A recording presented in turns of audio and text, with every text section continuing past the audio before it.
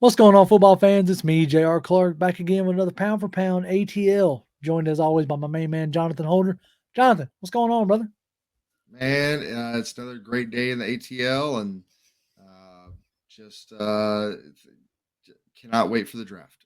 Yeah, no Cannot doubt, no wait doubt. for the draft. It is this is like the long agonizing part, right? Where we've gotten through the meat of the free agency. Yep. With that being said, since the last time we talked to y'all, we have now officially signed Calais Campbell. But yeah, I Uh, woke up the next day after our right. stream and was like, man, you could Y'all have could done have done this that like 12 hours ago. a few hours sooner. But so that's really cool to see. That morning, I actually got into it with a Bucks fan who was all like trying to convince me that they were in a much better situation than we're in, and I was like, if anything, we're kind of on par with each other because you can't sit here and convince me that Baker Mayfield is the answer, and you don't know what you got in Kyle Trask. Same thing for the most part. We don't know what we got in Ritter. We at least have 4 games, but you know, um, because he was all trying to say like, oh, like 50-year-old Calais Campbell going to come in and like do look, man. He like if you add together Calais Campbell, Onyemata, and Ellis, their sack production last year was almost the amount that the team had at all of last year. Yep. So you can't sit here and try to tell me that he won't be a help, Yeah. even if it's just in the I've been doing this for a real long time. Rook, here, let me show you how to do it. Yeah. Like the veteran presence in the locker room is invaluable for a Yeah, team at the stage that we're in right now. It's invaluable to the staff to try to put forth the kind of culture that we want to have. Because this guy, like, he's not just he is a stand-up guy. He's a really apparently a super good dude. He's a Walter Payton Man of the Year winner. right. Uh, not just like, hey, this was our guy for the team. No, He no. was he was the NFL's Walter Payton Man of the Year. Yep. And this guy could have gone anywhere. He could have gone to the Bills. He could have gone to the Jets. Uh he had visits scheduled with them, and he didn't even make it to New York before Nope. he signed with us because he looked at what we've got right now. He looked at the team the coaching staff and what their vision for the team is. And then he got, Arthur Blank, put on the ABC charms, and and they talked about like non-football related stuff and all of that stuff, and so he chose to come here for a 1 year deal. And the thing is like you go around and you look at everybody's now like, oh, Falcons got a washed up Calais Camp, but I guarantee you, if he signs with anybody, if he signed with the Jets, oh man, Oh yeah. this Yeah. really bolsters our team. If he Well, if he signs signed with, with the Bills, holy Pete, yeah, they would have been like him and Von Miller are going to wreak havoc and da da da da da. yep, But because it's that's what the but Falcons, because it's Falcons, and that, like, for example, that's the exact reason why a guy like Jesse Tuggle's not in the Hall of Fame when he probably should be, because he played for the Falcons. right? And until we change that narrative with a consistently winning franchise, that's what it's going to And be, and hopefully, hopefully, hopefully it starts soon, right? That's and hopefully, this free agency, this draft, this season, then we got more money coming next year, another yep. draft, and get the team built up, and then like if Ritter's not the man, we go then we're in a position to go and spend money on a guy like a Lamar or some high dollar Whoever else might quarterback, be out there, whoever else is out there. or you have built your team to a up to a point where it's feasible to trade a handful of draft picks to move up to the guy you're convinced. Yeah, But absolutely. and speaking of like draft, obviously that's why we're here. That's why we're Yes. here tonight. Hopefully y'all have checked out the chat that I had with Aaron Freeman about O lineman, who he's looking at. We're going to have a handful of those before the draft season, or before the draft hits, rather, trying to get different perspectives from other people who are just as passionate about like watching football as we are. We recorded one last weekend about cornerbacks and stuff like that with our good buddy Savion Mixon. That'll be coming out probably next week. So this one just so happened to fall that we're going to be doing. I talked to Aaron about O lineman, and then me and Jonathan are going to present you with our like O linemen that have caught our eye in this draft process. So, uh, And if you yeah, haven't watched, and if you haven't gone and watched those, what are you doing? Go yeah, watch them. Like, subscribe. Come on all now, that. hit that bell. That's right, all that good stuff.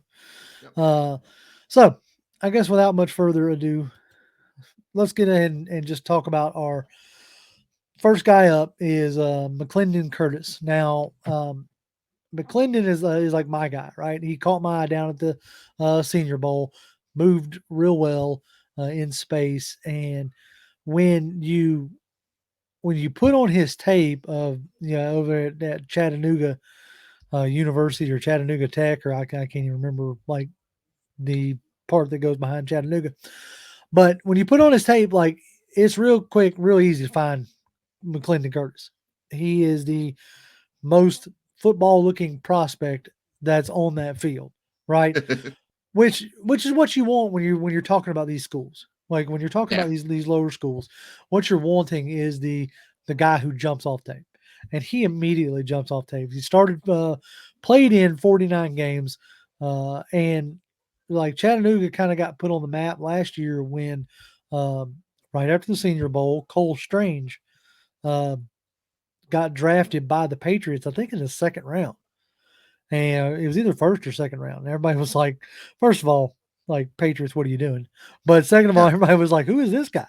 But he Yep. had made a name for himself down there at Senior Bowl, and McLendon Curtis did very similar things as far as every time he was lined up in reps. Like very rarely did he look overwhelmed, and that's what you want to see when they step up in talent.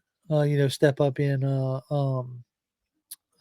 competition is what I was trying to say. Moves well in space. That was the part that in this outside zone run scheme that we use, what you need is a guy who can get out and move. And McLendon Curtis can get out and move, and he played the vast majority of his snaps at left guard, and that's where I am like have focused like laser focused. What I think we need, obviously, is I think that we to this point have not addressed the left guard Yeah. yet. Like you still have Hennessey, obviously. You still have Shaffer from last year, but I just still think that if it's not a veteran, you still need to add to that position as far as competition goes. And I think McLendon Curtis is a guy who can definitely add that. Real good size, real good speed. Yeah. Yeah. He does like you're like he guys like him need to be the Khalil Mack of their team. They need to be Right. like you're on Buffalo, so you better be the guy that you don't know. You don't even have a name you're looking for. You're just looking at the tape and you're like, that's the guy. Yep. Yep. And that's yeah, that's exactly uh what Curtis was really. I'm trying to see if I can't get him pulled up real quick so I can give you some better information on him. All right, he's 324, like he's 6'6", 324. He's a big dude.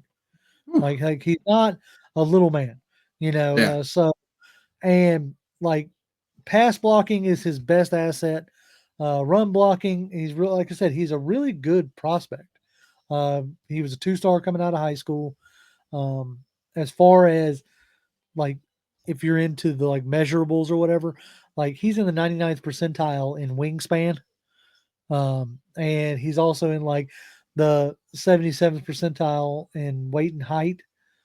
Uh, Decent in three cone, broad jump, real good, explosive on the move. Um, like the knocks on him, according to like Draft Buzz, is like he doesn't have like good feet to play left tackle at the next level. I'm not asking this man to play left tackle. Like he should be Yeah. playing guard. And Oh, that's what. the only knock I would have as far as guard goes is the thing that makes him into a tackle or that makes him a better tackle is his height. He's 6'6", and Right. And the that's like the you're size asking that guards big get of a a little man bit. to play in a to play in a phone booth is Yeah, might be a concern, but I think he can do it. Like, if anybody's familiar with Feldman's Freaks, uh, he was number 91 on Feldman's freak list. yeah, Uh, so um, so yeah, I think that he's a guy who I think that they should really take a strong look at. You talking about fourth, fifth round here? Um, yeah, maybe even later because he is a small school prospect and he is a guard. yeah, But he's a guy who I would definitely give a good long look at myself. All right. yes, Next guy up. Now this guy I am really high on him. This is Andrew yeah. Voorhees. I'm very high on him. And you're like, oh, JR, like I thought we were like giving out names that people might not have heard of. Well, you might have wrote this guy off because he blew out his ACL at the combine. Oof. But here's the thing. Like, if you want to talk about like mental toughness and grit and everything else, he then proceeded, after he blew out his ACL, then proceeded to put up 38 reps of 225. Yep. That is insane. Now, but all beside, even besides the point of what he did, like rep wise, like Voorhees is like he was one of the first linemen I watched in this draft process, and like jumped off the stage as being a extremely capable guard, more than extremely capable, very athletic, gets out and moves, runs in space, which is what I was looking for because of the scheme that we like to run. That's exactly what I was looking for, somebody who can move.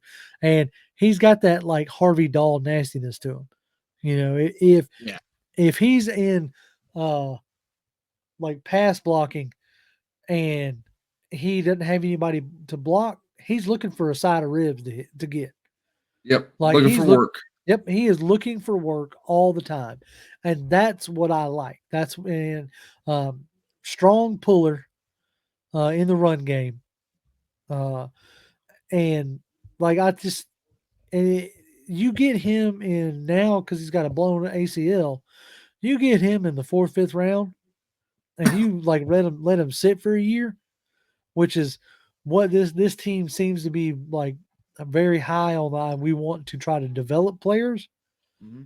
I think this could be like a perfect situation. You stash him on the uh bench, redshirt him for a year, come back next year and you got your bookend like left guard, right guard for the next 10 years, in Yep. my opinion. Yeah. Like I'm very high on Voorhees. Yep. He was a guy that I hated seeing him, blow out his knee Yep. at the combine. Like that's probably the worst time to do it, other than maybe like first day of spring training or Right. first day of training OTAs or camp. something. Yeah. but but yeah, like this guy is like he is the kind of the prototypical guard, and definitely a guy that if we take a flyer on in the fourth or fifth round, and maybe even later, but if take a fourth or fifth round, because we still got two fourth rounders, right? Correct. Correct. We got two fourth round picks.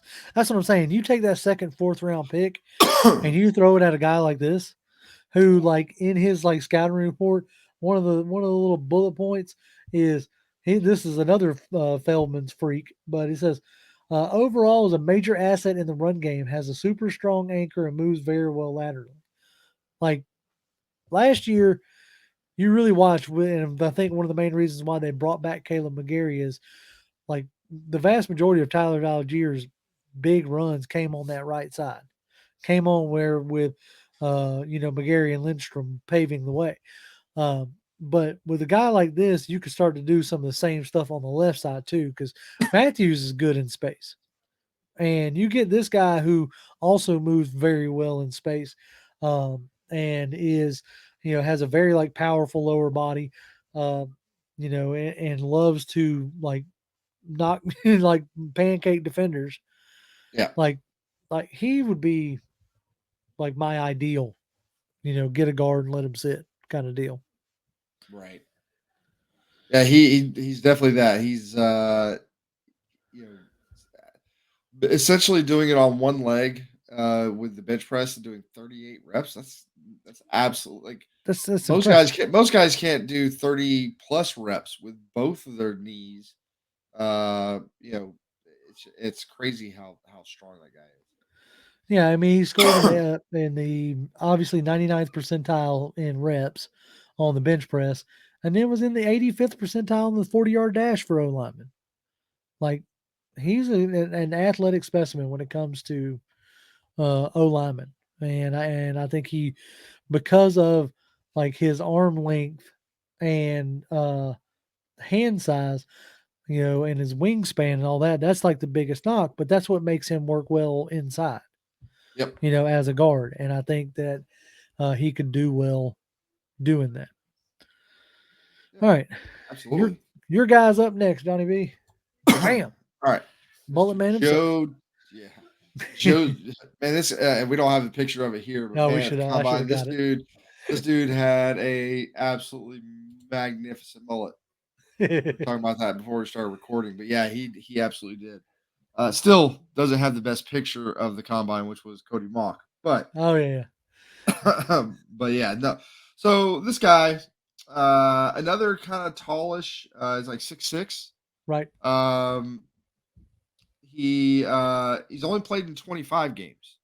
So unlike the previous two guys who have played in like 40 plus games, this guy's got a few less, a little bit more tread on the tires, so to speak. right. Um, he didn't run like a 40. Doesn't look like he did a bench, or if he did, let's see. Nope, Um, no bench, yeah, no, no bench. So this guy has that same kind of mentality that you were talking about with Voorhees. Of he's a guy that consistently finishes blocks, dropping on defenders. You know, plays to and sometimes through the whistle. He or consistently what they say here consistently plays beyond the whistle. right. He's a very you know you know he is that kind of mentality, and you And always he's want a that in center, your right? offensive line. He is yes, he is a center, and Okay, so he's on Bruce Feldman's freak list as well. Terrific combination of strength, 630 35 pound back squat and 450 pound bench, good lord. 455 pound Well, bench. see but that's like the big knock on Dahlman, right? Is his like his play strength. And this Yep. guy come at least, if they were to draft this guy, he could come in and immediately at least give Dahlman some stout competition. If nothing else, on play strength alone, it sounds like. So, like he so this is exactly what Feldman wrote about him. Titman is a terrific combination of strength.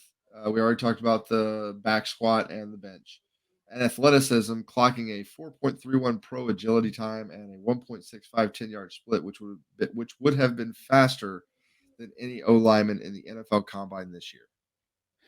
So he can get out and move then. She absolutely can get out and move.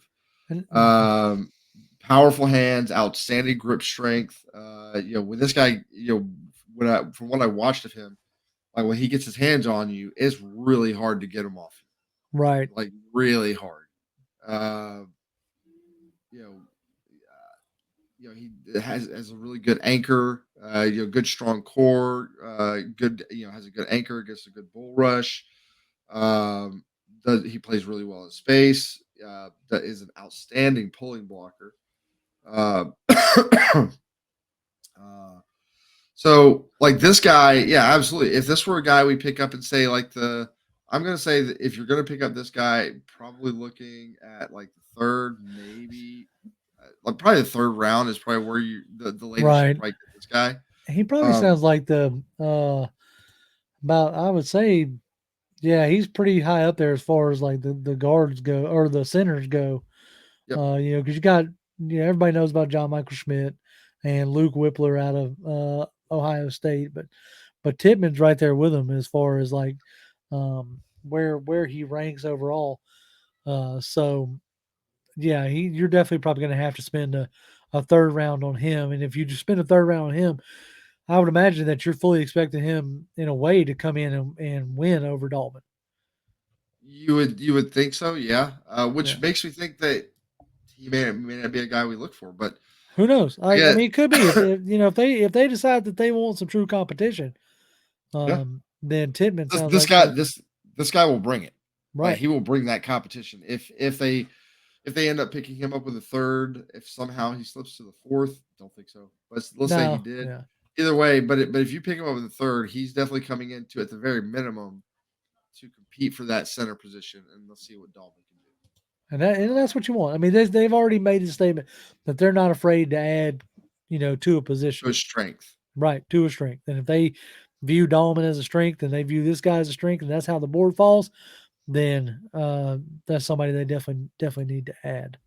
So, and like some of his weaknesses, again, just like we talked about before, he's 6'6", 317 pounds, 6'6", little tall for a center. For center, yeah, Uh, you want a guy that can get real low, and being 6'6", got it farther to go to get down low.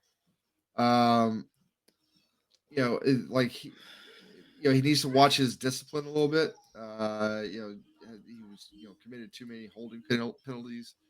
Um, you know, so like there's those are some things, but I think that a lot of that stuff is like this. Obviously, the 6'6", you can't really do anything about that. His yeah, discipline is you can't chop his knees off. no, but like he does. He sometimes will stop his feet when he's delivering a punch, things like that, and the penalties, and um, he sometimes plays a little too high. A lot of that stuff can be coached out of him, and I think what we've seen so far of this coaching staff, as far as offensive line development and coaching, like while it may not show up immediately, I think that if this guy were to come in and if he were to start, you would see less and less of that kind of stuff as the season went on. Right. So I would feel comfortable with some of the weaknesses that he has to be able to be developed out of him by our staff. So Now this last guy you stole from me, and what I mean by that is like you didn't know it, but this was a guy that I was gonna like throw out there, and then when you sent me your guys, I was like, well, dang, now I got to like do a swerve, and that's how you got McLendon Curtis, but which wasn't a bad thing because like yeah, I could talk, I brought up McLendon Curtis to Aaron Freeman, and I got no problem bringing him up again because I thought he was, worth talking about. But Nick Brocker here is a guy who now here's a guy. I'm just gonna, sound like the old John Madden. Now here's a here's a guy. yep. Sorry. Anyway, so But this guy he's 6'4", 305. hey, he's a midget Uh, compared to the yeah, other three guys we've been talking about. yeah, he is a little bit on the smaller side. Now he has played in 46 games, so he's got plenty of experience. Right. Um, he's got really good awareness. Sells trap blocks, can is able to move laterally really well. Right. Um, you know, the he's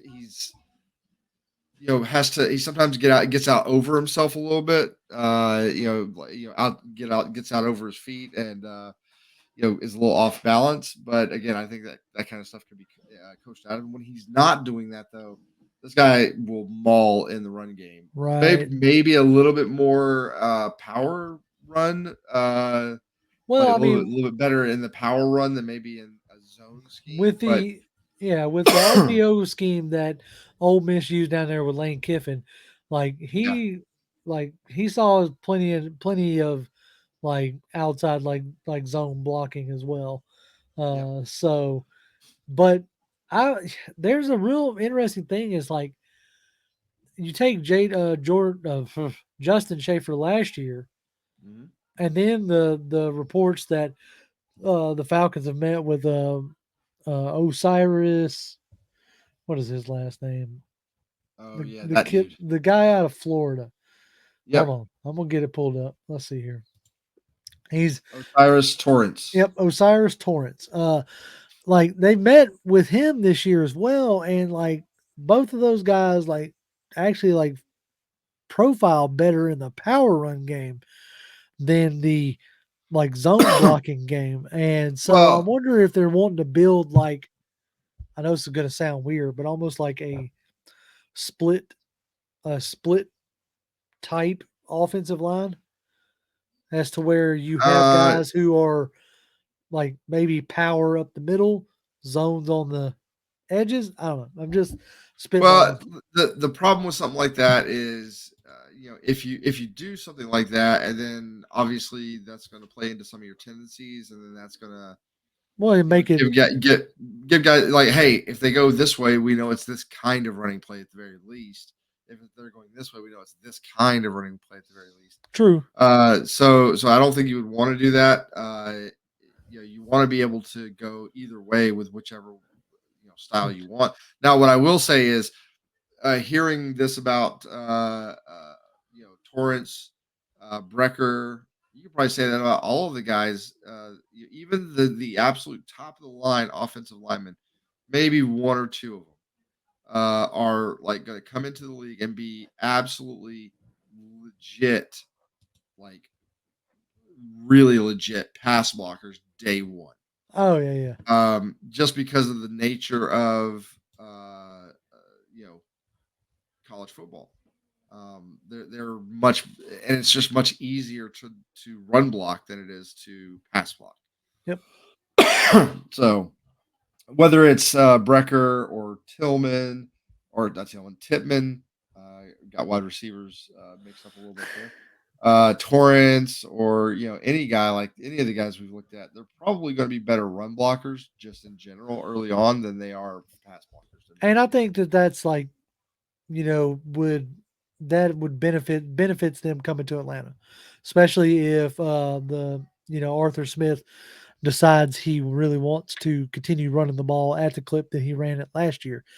Yep. I actually think it's going to get closer to being balanced than a lot of people are taking into consideration. I think a lot of folks are looking at the amount that we ran last year and said, "Oh, well, this is going to be a run heavy team." Yeah. I don't know. I think it was more like adaptive to what the roster was giving him versus, because if you look at it the year before, they threw 150 times more Yeah. than they did last year. So Yeah. I'll be Like, interested to see what a season of Ritter looks like. well, I'll say this: if they pick up a running back, well, they will pick up. I can almost guarantee they will pick up a running back in the draft. Where that is, that all depends on a lot of different things. But at the end of the day, if they pick up a Bijan, Amir Gibbs, Israel Abandakanda, Tajay Spears, whatever, whoever they end up picking up, if that running game is any better than it was last year, I could absolutely see them, like, if not running it as much as last year, for the simple fact that that's our strength. You know, Right. but what I would expect to see going forward, and maybe not initially, but over the course of the season, is, while the running game may be really really good and potentially dominant, the passing game probably won't be that far behind, simply because teams are going to gear up so much to stop that run that you're going to be able to do some things in the passing game. And the goal of this particular offense is not, I'm going to dink and dunk you down the field with passes. It's, I'm going to pound you, pound you, pound you, pound you. Oh, faked it, and I'm going to hit you for 20 yards. That's it. He wants big chunk plays, and Yep. it like you could tell that by the types of routes that were run last year. You could tell that Absolutely. that the deep in breaking routes and the deep crossers, and it was more of like, people say, oh, mid to intermediate, like it was more intermediate to deep, you know Yep. not a ton of short passes, um, and getting guys like what we have brought up here, like to plug in the vast majority outside of Titman, like the guys that we talked about, you can all plug in at guard, and Yep. you can plug in at left guard, like on like day one. Yep. And Titman, I think, could give a real strong battle to Dahlman, if not overtake him. Yeah, I mean, hell, Tidman is big enough, strong enough, fast enough. Like he absolutely, he because I mean, Dahlman or Hennessy, those guys can play guard or center. I see nothing wrong with Tidman playing guard if you If need really be. like Yeah, if you really like Dahlman, and it's like 9 times out of 10, if you're going to have a weak link, so to speak, on your offensive line, a lot of times, as far as like the actual functional strength and all that stuff, that's going to be your center because they're flanked by the big guys, right, right? And so maybe their thought process is Dahlman has what we need for a center, and we feel like he's going to get better. He may not get necessarily that much stronger, but he maybe plays with better technique as he gets better. right, Uh, he knows when to go this way versus that way as he gets better. And you complement that by bringing in a guy like a Titman who, yes, he played center, but he could, if he could play center, he could play guard. for the most part. Uh, Yeah, yeah. I would, like if you could play. I'm not as like confident as somebody taking a exterior lineman and making them play interior. I'm not as big, not as confident when you have like I always hear things. Oh, we'll just bump Jake inside. No, like that's a full like playing in a phone booth is much different than having the room to move on the edges. You know, yep, as far as like you're chip blocking and moving up that kind of deal when you're playing in that center position or guard position. So yes, moving from dead center to one way or the other may not be as bad. Um, but I think that, like I said, I think these guys that we have brought up, at least hopefully, at the end of this video, you're like, okay, now on draft night, when you hear, Brocker drafted or Titman drafted or Voorhees drafted or, McLendon Curtis drafted, you're like, oh, cool. I actually know something about those guys, whether we draft them or not, you know, because that's the aim of this particular series is to bring you some names that maybe weren't necessarily on your radar.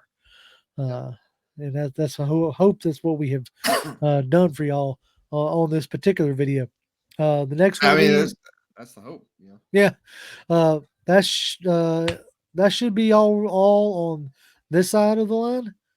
Yep, I know we didn't really talk much about uh, quarterbacks, but that's because we got our QB one. yep. So I saw a mock draft today that was like, yeah, please, we have the Falcons picking up Will yeah, Levis yeah. at I number was 8, and like, I'm like, come on. And the and they funny part said, is, I like that lady too.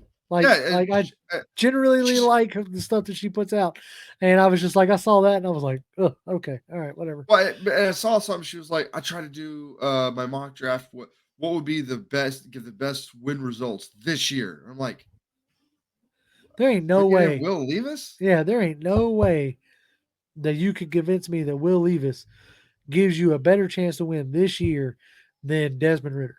Like, Unless he's got talent that he's just flat out hasn't shown to anybody, no, like including Will his Levis coaches is much on game.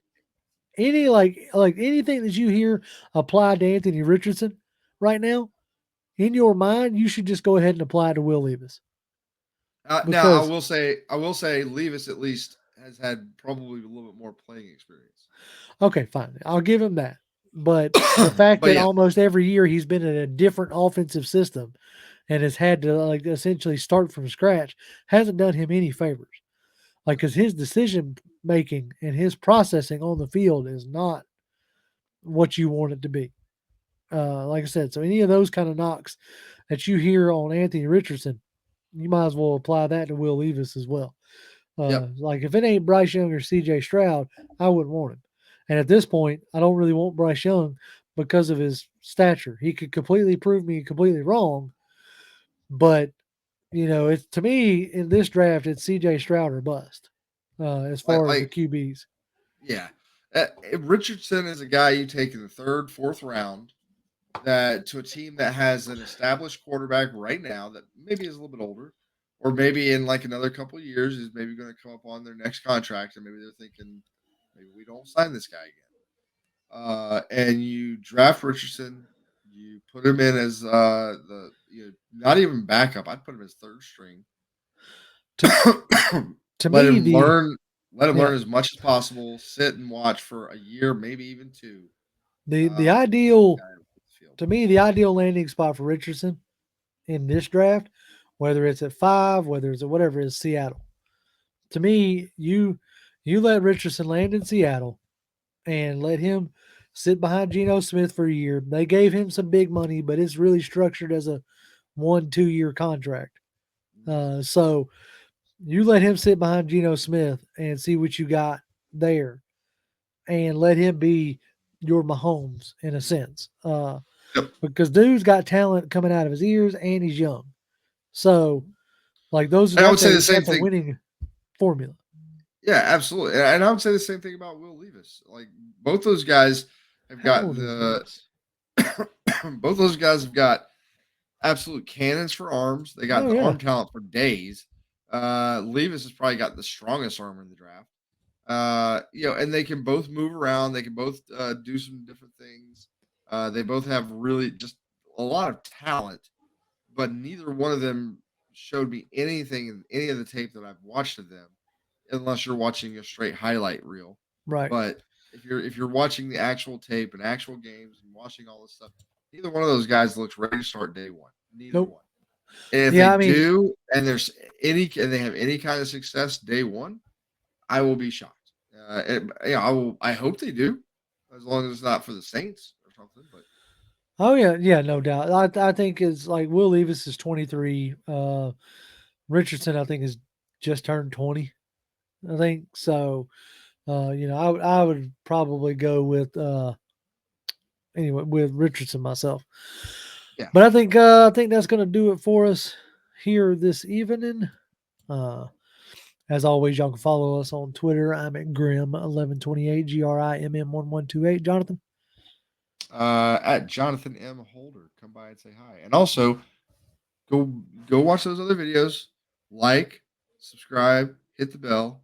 all that. You'll you'll enjoy it. That's right. You'll That's right. you will thank me for turning you on to this great investment of a show. You will send Jonathan flowers, and it will be amazing. But yeah, just keep your eye on the channel as we have a few more of these draft prospect videos that we're going to be putting out before the draft, and we're live every Tuesday at 7 p.m. Also, we'll have varying guests stop by to give us their perspective on the draft, the prospects that they're looking at, and we'll get what they're saying and what they're enjoying. As always, Falcons fans, rise up. Rise up.